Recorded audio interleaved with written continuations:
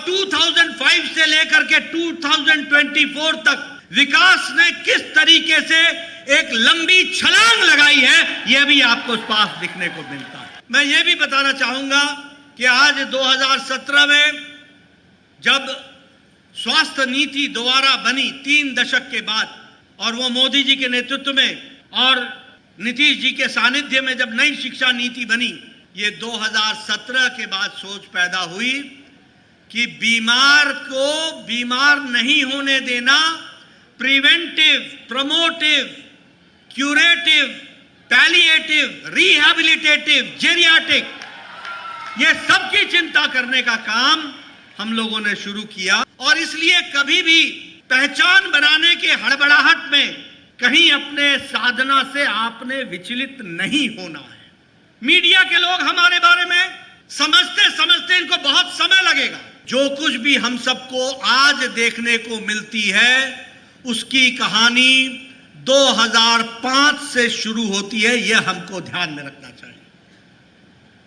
अगर आप इस इंस्टीट्यूट के भी इतिहास को खंगालेंगे और आप ध्यान से देखेंगे तो आपके ध्यान में आएगा कि IGIMS 1983 से 2005 तक यहां विकास की क्या गति थी, और 2005 से लेकर के 2024 तक विकास ने किस तरीके से एक लंबी छलांग लगाई है, यह भी आपको स्पष्ट दिखने को मिलता है। आप जब भी इस कैंपस का चक्कर लगाएंगे तो आप पाएंगे कि विकास के हर मील पत्थर पर वहां कहीं न कहीं NDA सरकार का नाम दर्ज है, और वही विकास की कहानी कहता है। मैं यह भी बताना चाहूंगा कि आज 2017 में जब स्वास्थ्य नीति दोबारा बनी 3 दशक के बाद, और वो मोदी जी के नेतृत्व में और नीतीश जी के सानिध्य में जब नई शिक्षा नीति बनी, तब जाकर के स्वास्थ्य विभाग के दृष्टि से संपूर्णता में स्वास्थ्य को सोचना शुरू हुआ। पहले स्वास्थ्य का मतलब होता था क्यूरेटिव, मरीज बीमार हो उसका इलाज करो, मरीज बीमार हो उसका इलाज करो। ये 2017 के बाद सोच पैदा हुई कि बीमार को बीमार नहीं होने देना, preventive, promotive, curative, palliative, rehabilitative, geriatric, ये सबकी चिंता करने का काम हम लोगों ने शुरू किया, और उसको हमने प्रिवेंटिव मेडिसिन से लेकर के प्रोमोटिव हेल्थ केयर को आगे बढ़ाने का काम किया। आज जब मैं यहां आया हूं तो मैं आपसे ये चर्चा भी करना चाहूंगा। मित्रों, आप सब लोग स्वास्थ्य विभाग में काम करते हैं। मैं आपसे एक बात जरूर कहूंगा कि आपके द्वारा किए गए कार्य की पहचान, इस पहचान को बनने में समय लगता है, और इसलिए कभी भी पहचान बनाने के हड़बड़ाहट में कहीं अपने साधना से आपने विचलित नहीं होना है। मीडिया के लोग हमारे बारे में समझते समझते इनको बहुत समय लगेगा, और अच्छी खबर पहुंचने में बहुत देर लगती है।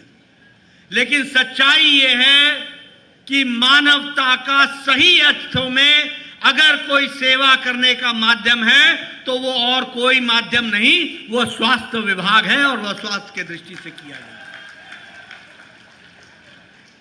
मित्रों, शायद आप लोगों को मालूम नहीं होगा, यह दुनिया का सबसे बड़ा कोहॉर्ट है, और दुनिया का सबसे बड़ा कोहॉर्ट क्या है? हम हर साल 2 करोड़ बच्चों को और 2.25 करोड़ माताओं का जच्चा बच्चा की पूर्णता सेवा करके इस महान भारत की महान सेवा में जुटे हैं। इस बात को भी हमको समझ लेना चाहिए। कभी आपने सोचा है कि हमारे यहां के स्वास्थ्य विभाग की व्यवस्था कैसी है? हमारे यहां की स्वास्थ्य विभाग की व्यवस्था इतनी पुख्ता है, इतनी उम्दा है और इतनी पक्की है कि जब माता प्रसूति की गर्भावस्था में जाती है, जब वो प्रेग्नेंट होती है, तब से लेकर 6 बार उसका एंटीनेटल चेकअप होना, 3 बार इनोकुलेशन होना, इंस्टीट्यूशनल डिलीवरी कराना, और इंस्टीट्यूशनल डिलीवरी का मतलब है 33% इंस्टीट्यूशनल डिलीवरी कराने का काम ये आज स्वास्थ्य विभाग कर रहा है। इसको हमको समझना चाहिए।